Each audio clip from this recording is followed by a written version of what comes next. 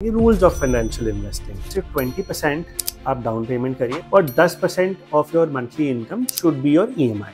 100% fund तो 5 या 7 साल बाद 3x और 4x 1 करोड़ रुपए कमा रहे हैं।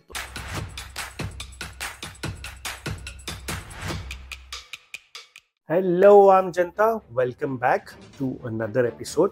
अब इस एपिसोड में हम थोड़े से जो रूल्स है उनके बारे में बात करेंगे, rules of financial investing.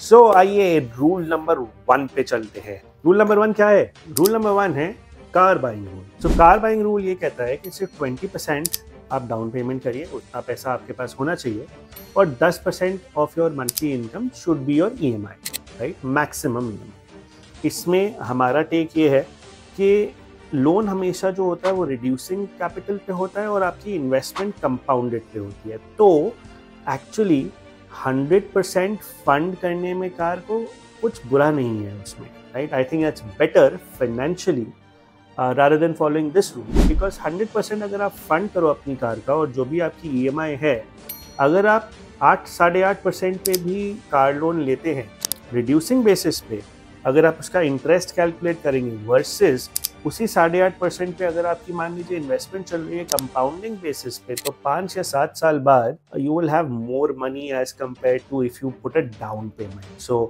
Rule number 1 ये था, 20% डाउन पेमेंट होनी चाहिए, 10% ऑफ योर इनकम EMI होना चाहिए। हमारा टेक ये, आप 100% फंड करिए, बेटर है rather than doing a 20% down payment, fund your car 100%. That's rule number 1.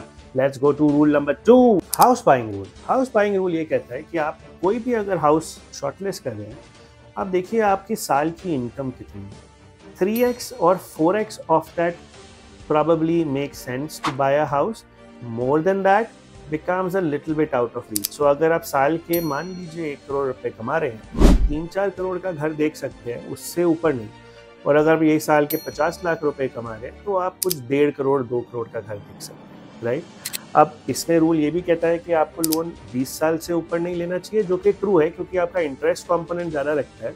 But हमारे हिसाब से again going back to our fundamentals, we feel आपको इसको मैक्सिमम फंड कराना चाहिए। जितना आप 85%, 80% जितना आपको मिलता है एक बैंक से, जितना आप नेगोशिएट कर सकते हैं एक बैंक से, वैल्यूएशन पे डिपेंड करता है, valuation of your property, but maximum fund कराइए, मैक्सिमम EMI टेन्योर रखिए, तो ताकि आपका जो मंथली बर्डन है बहुत ज़्यादा ना हो। और अगर आपके पास मान लीजिए सरप्लस है भी, एक एग्जांपल लेते हैं, आपके पास एक EMI देने के लिए सरप्लस है 50,000 रुपये, पर फिर भी आप अपनी EMI थोड़ी सी कम रखते हैं by increasing the tenure, let's say आप EMI 35,000 रुपये रखते हैं, तो ये जो 15,000 का डिफरेंशियल है, इस 15,000 डिफरेंशियल को आप इन्वेस्ट करिए, जहाँ पे आपको मान लीजिए 15% पर एनम या 10% पर एनम, जो भी आपके रिस्क एपेटाइट है उसके हिसाब से रिटर्न मिलता है। तो हमेशा आप at the end of 25 years you will be at a winning side, right? So rule number 2 is that for us is that you fund your home the maximum you can, so that आपकी जो investments है compounded growth पे चलती रहे और जो आपका loan है वो रिड्यूसिंग बेसिस पे चलता रहे। Differential at the end of 20 years you will be having wealth, an asset in terms of real estate, and your loan will also get finished. So that's rule number 2. Rule number 3, the by rule. By rule पे हम मोर और less same page पे है। आपके पास एक health insurance होनी चाहिए, आपके पास एक टर्म इंश्योरेंस होनी चाहिए, और आपके पास एक इमरजेंसी फंड होना चाहिए। अब हेल्थ इंश्योरेंस यूजुअली 5 से 10 लाख रुपए पर मेंबर होना चाहिए, तो अगर आप 3 मेंबर की फैमिली है, 25 से 30 लाख का कवर आज की डेट में होना ज़रूरी है। टर्म इंश्योरेंस के लिए ऑफकोर्स हम कैलकुलेटर आपके डिस्क्रिप्शन में दे देंगे आपको, जहाँ पे आप कैलकुलेट कर सकते हैं basis your liability, basis your incomes, how much term insurance you should have. Emergency fund, I think 3 to 6 months of emergency fund you should have. If you want to be more comfortable, you should have 6 months of emergency fund. If you are more aggressive, you feel that you don't need that much of emergency fund, then 3 months of emergency fund is a bare necessity. इस emergency fund को आप emergency की तरह treat करें और इसे बहुत high risk asset class में ना डालें तो अच्छा है। मैं तो नहीं डालता। अगेन ये सब एक रूल्स है जिन पे हम अपना टेक दे रहे हैं, ये कोई एडवाइस नहीं है। अपनी ड्यू डिलिजेंस और अपने हिसाब से आप इन्वेस्ट कर सकते हैं। बट यूजुअली मैं ये 3 से 6 महीने का पैसा एक हाइब्रिड फंड, एक एसेट एलोकेटेड फंड या एक डेट फंड में डालना प्रेफर करूंगा, क्योंकि यहाँ पे रिस्क ज़्यादा नहीं है और वोलेटिलिटी ज़्यादा नहीं है। तो मेरे लिए ये प्रेफरेबल फंड्स हैं for my emergency fund. Rule number 4, the rule of 72.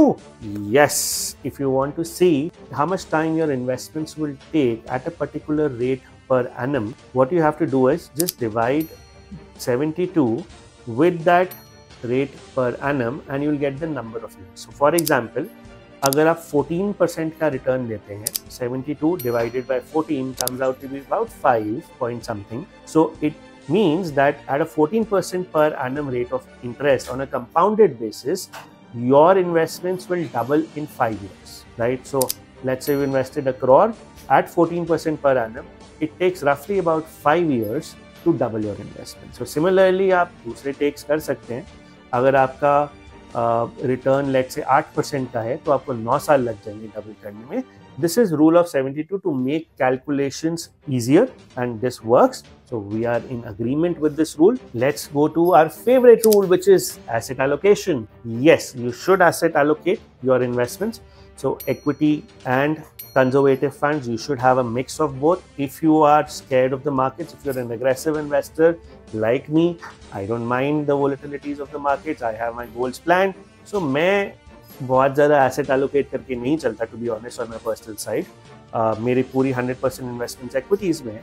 But अगर आप एक्विटीज़ से डरते हैं या आपको लगता है कि रिस्की है, जो कि है भी, आपको एसेट एलोकेट करके चलना चाहिए. ये एसेट एलोकेशन आपको एक स्टेबिलिटी देता है आपके पोर्टफोलियो में और आपको एक अपॉर्चुनिटी भी देता है. सो मान लीजिए आपका पोर्टफोलियो 70-30, 60-40 बैलेंस्ड है towards equity and conservative asset classes. Then in times of market correction, you can use your 30%, 40% money which is in conservative asset classes to shift to equity to get your average price down. That's what most of the people I know do, or that's what people who are scared or who are a little afraid of the equity markets volatilities do. It's a good way to asset allocate, right? So asset allocation rule, yes, tick mark, we do believe in that. EMI rule, so EMIs should not be more than 36% of your monthly incomes. I do agree with that.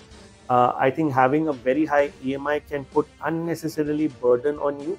So please plan your house purchase, your car purchases, your electronic purchases carefully so that your EMI doesn't go beyond 36%. So yes, 36% से ऊपर EMIs नहीं जानी चाहिए.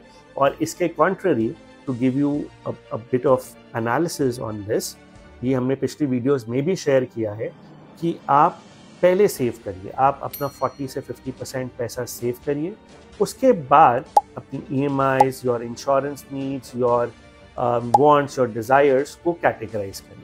Which brings me to another rule, which is the 50-30-20 rule. 50% of your income should go into necessities, 30% into wants, and 20% into desires. Now, we somewhat relate to that rule, but with a twist. The twist is कि अगर आप 100 रुपये कमा रहे हैं, 40 से 50 रुपये save करिए. वो आपकी सेविंग्स जानी ही जानी. जो बचा 50 से 60%, उसको आप डिवाइड करिए in terms of your needs, your insurance wants, your EMIs and your desires. So first thing is you segregated. So 100 रुपये कमा रहा था, 40-50 रुपये मैंने सेव कर दिए. मेरे पास 50-60 रुपये पड़े हैं. अब इस 50-60 रुपये में से हो सकता है 30 रुपये मेरी नेसेसिटीज़ हैं जिसमें मुझे स्पेंड करना ही है. 10 रुपये मेरी इंश्योरेंस नीड्स है. इंश्योरेंसेस भी नेसेसिटी का पार्ट होती है. उसके बाद जो 10-20 रुपये बचे, उसको मैं अपनी डिज़ायर्स और वांट्स पे स्पेंड कर सकता हूँ. तो दिस वे आप अपने प्रेजेंट को भी ठीक रख रहे हैं, प्लस आप अपने फ्यूचर गोल्स के लिए भी प्लान कर रहे हैं. So we agree to this rule, but with a little bit of twist. So bit of in a midway, tick also and cross also.